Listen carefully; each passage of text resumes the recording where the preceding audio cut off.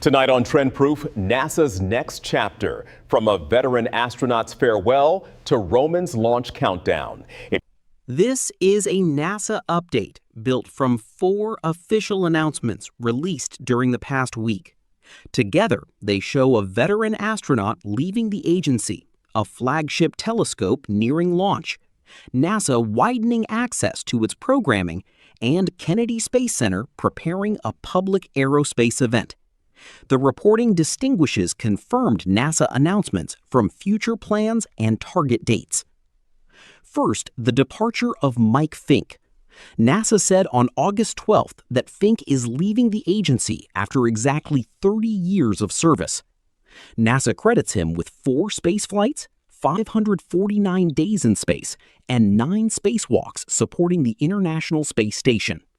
The agency says his cumulative spacewalk time was 48 hours and 37 minutes, placing him among the most experienced NASA astronauts in that category.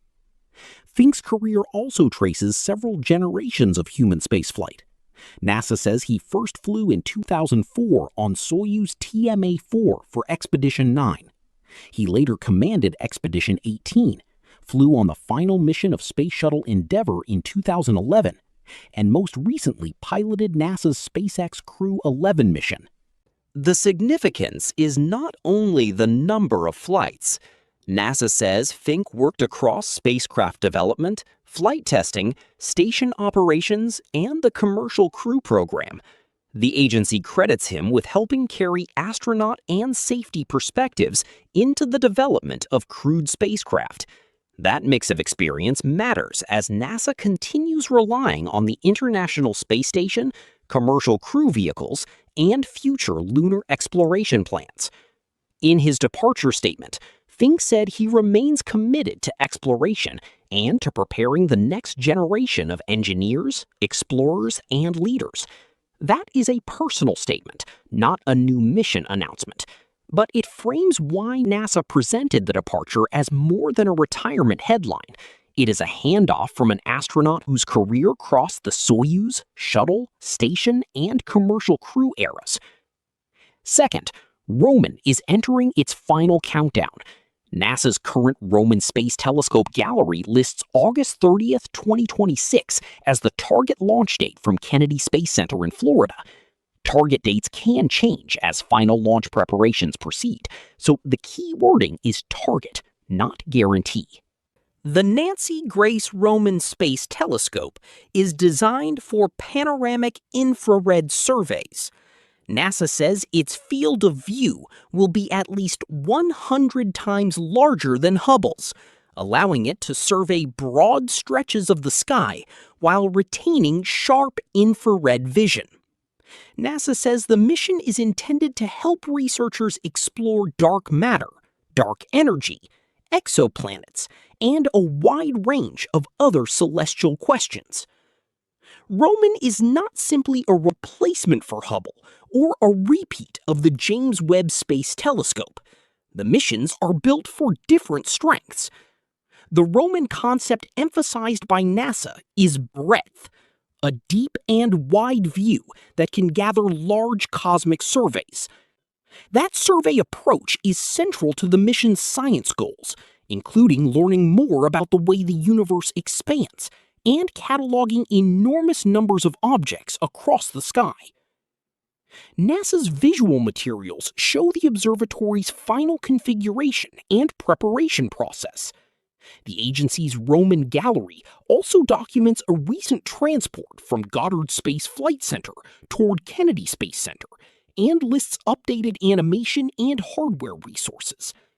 Those materials are useful visual context, but the report's factual claims remain tied to NASA's written release and gallery.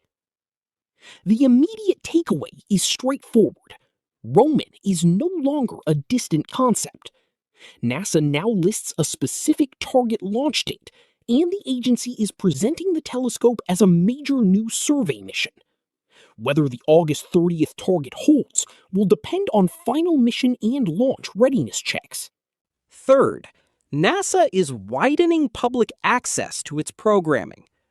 NASA announced August 10th that its NASA Plus feed is streaming on Discovery Plus live channels, and that special NASA events are headed to HBO Max. The agency says the continuous NASA Plus feed is already available on Discovery Plus, while HBO Max will carry NASA special events, including the Artemis 3 mission in 2027. NASA also says NASA Plus remains free, without ads, through the NASA app and the agency's website. The expansion does not replace NASA's own platforms. Instead, it creates additional places where viewers can find mission coverage.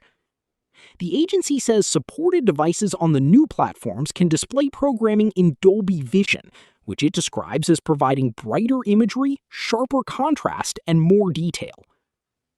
That announcement is about distribution, not a change to launch schedules. But it matters because public access is part of how major missions are experienced. NASA says future programming could include science mission launches, lunar deliveries, a docking test with human landing systems, and future crewed lunar activity. The word "could" matters here. NASA is describing the type of programming it expects to offer, not confirming every event as a final streaming schedule. For viewers, the practical point is simple. NASA says its content will be available through its free service, as well as through additional subscription platforms. For the agency, the move is part of a broader effort to place exploration coverage on the devices and services audiences already use. Fourth, NASA is planning a new public aerospace event called Max Power. NASA announced the exposition and airshow on August 14th and says it is scheduled for November 7th and 8th at and near Kennedy Space Center in Florida. The agency says the event is being planned in connection with the nation's 250th anniversary. NASA says the event is intended to bring together the public, engineers, astronauts, pilots, innovators, companies, and aerospace technologies. The announced plans include an air show featuring NASA aircraft, the United States Air Force Thunderbirds, and aerial demonstrations by multiple branches of the military. NASA also lists speaker sessions, technology exhibits, historic and current hardware, commercial aviation displays, and tours connected to Kennedy Space Center. These are planned elements, not completed events. The air show is still months away, and attendees will need to follow NASA's event information for ticketing and access details. Still, the announcement gives a clear picture of the intended scale. NASA is framing Max Power as a public-facing showcase spanning aviation, space exploration, autonomy, commercial space, and future transportation technology. The event also ties back to the report's earlier stories. Kennedy Space Center is the targeted launch site for Roman, a centerpiece for NASA's public programming, and the planned location for Max Power. NASA is using the site not only as a launch base, but as a place where the public can see aerospace history and future technology in the same setting. Together, these four developments show different parts of NASA's next chapter. Fincke's departure marks the end of an individual career that linked several human spaceflight eras. Roman represents a near-term science mission with a specific target launch date. NASA Plus is expanding how the public can watch agency programming. And Max Power is a planned in-person event built around aerospace technology and public engagement. The verified picture is therefore not one single announcement. It is a set of official updates about people, science hardware, public access, and the spaces where NASA intends to bring audiences closer to its work.